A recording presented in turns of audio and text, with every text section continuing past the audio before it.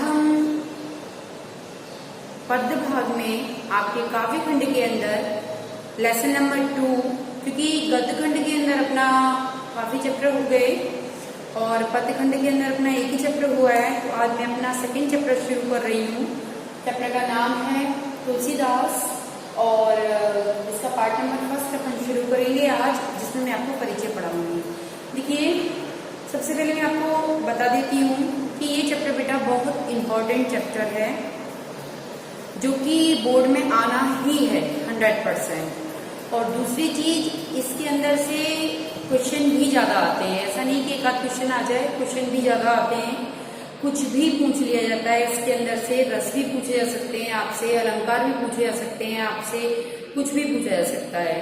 तो और इसके पीछे जो मतलब एक कहानियां बहुत सारी जो छुपी हुई हैं, वो मैं आपको बताऊंगी, वरना फिर आपको समझ में नहीं आएगा कि कौन और किस लिए इसमें ये पात्र आ रहा है। जब आप वो सारे पात्रों के बारे में सुन लेंगे तो आपको इजीली समझ में आएगा कि कौन किस लिए आ रहा है, किसके साथ में क्या हुआ था, इसने इसलिए ऐसा किया। तो सबसे पहले हम तुलसीदास का परिचय पढ़ते हैं, जीवन परिचय पढ़ते हैं, जिन्होंने इस बहुत अच्छे प्रसंग को लिखा है। और ये जो आपका राम लक्ष्मण परशुराम जो संवाद है, ये आपके बाल कांड से, आपको पता होगा रामचरितमानस के अंदर जो बाल कांड है, उस बाल कांड से ये लिया गया है। और बहुत बड़ा कांड रहता है ये, जिसमें से कुछ आपकी जो यहाँ पर संवाद के रूप में चौपाइयाँ हैं वो आपकी दे रखी हैं। तो हम उनको पढ़ेंगे और पढ़ने के बाद में इन्हें समझेंगे। तो सबसे पहले आज हम परिचय स्टार्ट करते हैं। परिचय देखिए आप, तुलसीदास जी ने किस प्रकार से यहाँ पर अपना परिचय दिया है। तुलसीदास का जन्म उत्तर प्रदेश के बांदा जिले के राजापुर गांव में सन 1532 में हुआ था। कुछ विद्वान उनका जन्म स्थान सोरो, जिला एटा, सोरो का नाम सुना होगा, ये जो एटा है जिला उसके अंदर पड़ता है और यहाँ पर गंगा बहती है, तो भी मानते हैं। देखिए क्या होता है कि बहुत सारे कवि ऐसे हैं जिनके बारे में, जन्म के बारे में अनेकों सारे मतभेद हैं। तो आप उससे मत कहना कि हमारी बुक के अंदर ये सन दे रखा है या किसी और की बुक के अंदर ये सन दे रखा है, उससे कोई वो नहीं है। जो इम्पोर्टेंट चीज है उसे आप रेखांकित करो और उसे आप अपने दिमाग के अंदर रखो। बाकी सबकी में थोड़ा थोड़ा अलग अलग होगा, कोई दिक्कत नहीं है। बस आप ध्यान से सुनिए कि मैं क्या क्या बता रही हूँ, और जो इम्पोर्टेंट बताती हूँ उसे आप नहीं लिया है तो आप पेंसिल से उसे लिख लीजिए। आगे देखिए, मानते हैं तुलसीदास का बचपन बहुत संघर्षपूर्ण था। जीवन के प्रारंभिक वर्षों में ही माता पिता से उनका बिछोह हो गया था, यानी उनके माता पिता खत्म हो गए थे। कहा जाता है कि गुरु की कृपा से उन्हें राम भक्ति का मार्ग मिला। वे मानव मूल्यों के उपासक कवि थे। देखिए, तुलसीदास जी के जो बचपन का नाम था वो था राम भोला। तुलसीदास जी के जो बचपन का नाम था वो राम भोला था। और बताया जाता है कि ये मतलब मूल नक्षत्र में, मूलों में हुए थे, तो इस वजह से माँ बाप के लिए भारी थे। तो बताते हैं कि इनका जो बचपन था ना, वो बहुत संघर्षपूर्ण बीता था।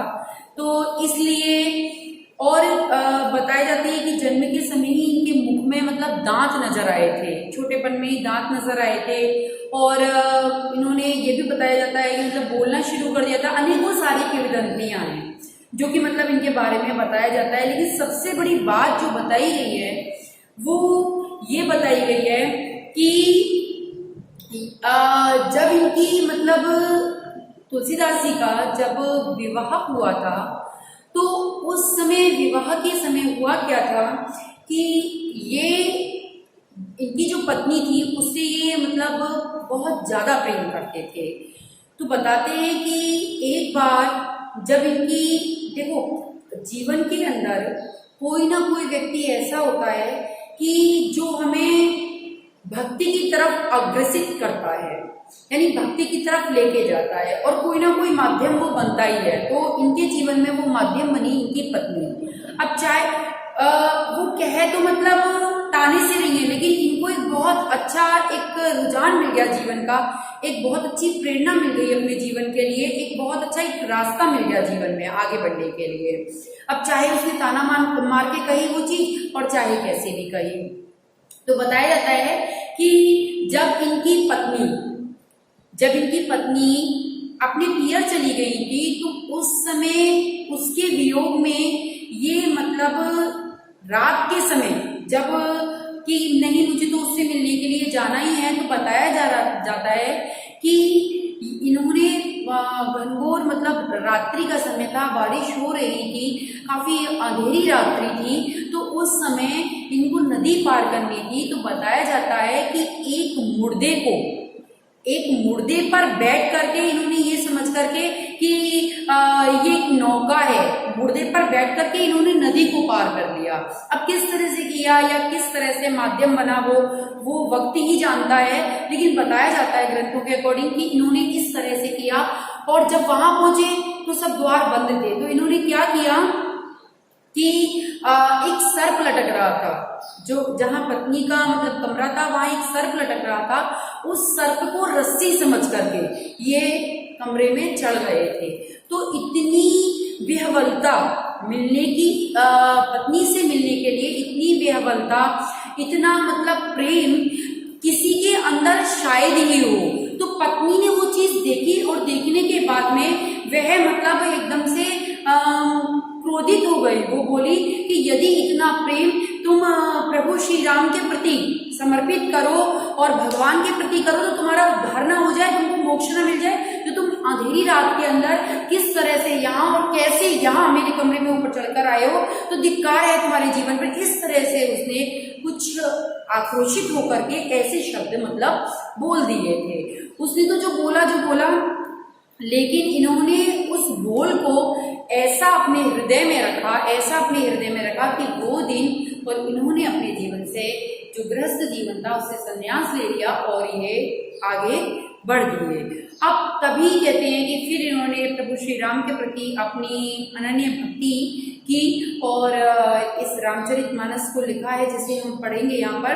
तो एक जो मैंने आपको बताया कि क्या नाम था, कितने मतलब शुरू में किस नक्षत्र में ये हुए थे, किस नक्षत्र में हुए, या शुरू में इनके मुख में क्या नजर आया था, किस पर भारी थे ये, और किस तरह से ये अपनी पत्नी से प्रेम करते थे, कैसे ये पत्नी से मिलने के लिए गए थे। बहुत सारे क्वेश्चन यहाँ पे बनते हैं। जब भी आप स्कूल के अंदर आएंगे तो मैं ये सारी चीजें पूछूंगी आपसे, तो इस वजह से अपने माइंड के अंदर ये सारी चीजें आप नोट करके रखिएगा। अब देखिए आगे अपन करते हैं।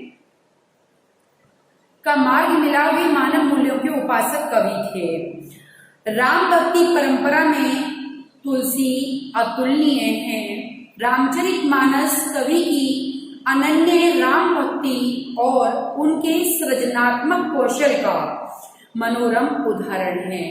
उनके राम मानवीय मर्यादाओं और आदर्शों के प्रतीक हैं। वाकई में प्रभु श्री राम को मर्यादा पुरुषोत्तम बोला गया है। तो इस वजह से बताया गया है कि उनके जो राम हैं वो मानवीय मर्यादाओं और आदर्शों के प्रतीक हैं, जिनके माध्यम से तुलसी ने नीति, स्नेह, शील, विनय, त्याग जैसी उदार आदर्शों का प्रतिष्ठित किया है। रामचरितमानस उत्तरी भारत की जनता के बीच बहुत लोकप्रिय है। मानस के अलावा कवितावली, गीतावली, दोहावली, कृष्ण गीतावली, विनय पत्रिका आदि उनकी प्रमुख रचनाएं हैं। नहीं हो तो लिख लीजिएगा और हो तो रेखांकित कर लीजिएगा कि इंपॉर्टेंट है इनकी रचनाएं। हो सकता है कभी पद्यांश के अंदर ही या कोई भी पंक्ति के अंदर किसी क्वेश्चन के अंदर पूछ लिया जाए कि किसकी रचनाएं, तो आप इनको याद रखेंगे। और अवधी और ब्रज दोनों भाषाओं पर उनका समान अधिकार था। इन्होंने अवधी भाषा का प्रयोग भी किया है, तो ब्रज भाषा का भी इन्होंने प्रयोग किया है। सन 1623 में काशी में उनका देहावसान यानी उनकी मृत्यु हुई थी। तुलसी ने रामचरितमानस की रचना अवधि में और विनय पत्रिका तथा कवितावली की रचना ब्रज भाषा में की है। रामचरितमानस की जो रचना करी है वो अवधि भाषा में करी है, याद रखिएगा, नहीं हो तो लिख लीजिएगा और हो तो रेखांकित कर लीजिएगा। अवधि भाषा में की है और विनय पत्रिका और कवितावली की रचना ब्रज भाषा में की है। उस समय प्रचलित सभी काव्य रूपों को तुलसी की रचनाओं में देखा जा सकता है। रामचरितमानस का मुख्य छंद चौपाई है। मुख्य छंद देखिए, हमने अलंकार पढ़ लिए, रस हम पढ़ेंगे और छंद भी होते हैं। छंद अपने नहीं है, लेकिन बाय चांस जैसे अलंकार पूछे जाते हैं आपसे, अलंकारों के नाम पूछ लिए जाते हैं, वैसे ही छंद भी पूछा जा सकता है। तो मुख्य छंद जो है इसके अंदर कि जैसे चौपाई तो आई है, चौपाई यानी 4-4 पंक्तियों की होती है आपकी, और आप लोगों ने नहीं पढ़े तो इतना समझ में नहीं आएगा, लेकिन आप ये ध्यान रखना कि इसके अंदर छंद दिए गए हैं और छंद कौन से, चौपाई छंद का प्रयोग किया गया है। दोहा भी हैं लेकिन चौपाई ज्यादा है उसके अंदर। तो इसके अंदर 2 पंक्तियों वाला जो होता है, जो बहुत सारी पंक्तियां ऐसी हैं दोहा की दे रखी हैं, तो चौपाई ज्यादा है जो 4-4 पंक्तियां वाली हैं। छंद चौपाई में तब बीच बीच में दोहे आ गया आपका, बीच बीच में दोहे, सोढ़े का प्रयोग भी किया गया। ये भी छंद है आपके, दोहे, सोढ़े, हरि गीतिका, ये सब छंदों के नाम है। जैसे हमने अलंकार तो हमें तैयार है, तो अलंकारों के नाम तुम्हें पता है कि अनुप्रास होता है, श्लेष होता है, यमक होता है, वगैरह वगैरह जितने भी होते हैं। लेकिन हमें छंद हमने नहीं पढ़े और रस हमने अभी नहीं पढ़े, तो हमें उनके नाम नहीं पता। इस वजह से मैं आपको बता रही हूँ कि यदि छंद पूछे जाएं कि रामचरितमानस के अंदर किन किन छंदों का प्रयोग किया गया है, तो आप बताएंगे कि मुख्य छंद यहाँ का चौपाई है, और इसके अलावा जो 2-2 पंक्तियों के दोहे हैं, सोढ़े हैं, हरि गीतिका है, अन्य छंदों का प्रयोग किया गया है। इन छंदों को प्रयोग ही रामचरितमानस का इस मानस के रूप को सजोया गया है, अर्थात इन पंक्तियों को लिखा गया है, इन्हें सुंदर बनाया गया है। विनय पत्रिका की रचना गेय पदों में हुई है। ये सारी ही पंक्तियां हम आपको पढ़ा रहे हैं, लेकिन बहुत अच्छे से गाकर भी प्रस्तुत की जा सकती हैं, और सभी के घर में रामायण ज्यादा करके होती ही है। तो रामायण होती है तो आपको पता है कि रामचरितमानस के अंदर, बालकांड के अंदर ये पंक्तियां आती हैं, और हम गा करके इन्हें बहुत अच्छे से बोल सकते हैं, इन्हें धुन में बना करके।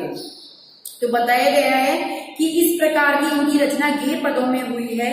कवितावली में सवैया और कवित्र छंद की छटा देखी जा सकती है। इनकी रचनाओं में प्रबंध और मुक्तक दोनों प्रकार के काव्यों का उत्कृष्ट रूप आया है या उसको माध्यम बनाया गया है। ये आपका परिचय, आज परिचय का आधा अंश पूरा हुआ है, और जो इसकी अभी 4-5 वीडियो बनेंगे आपके, जो कि मेन टॉपिक हैं, वो मैं आपको सारे बताऊंगी, जिससे आपको चैप्टर पढ़ने में भी मजा आए और आपको समझ में आए कि जो भी पात्र आ रहा है वो क्यों आ रहा है और किस लिए आ रहा है, उसका लिंक किससे है। तभी आपकी चैप्टर बहुत अच्छे से समझ में आएगा।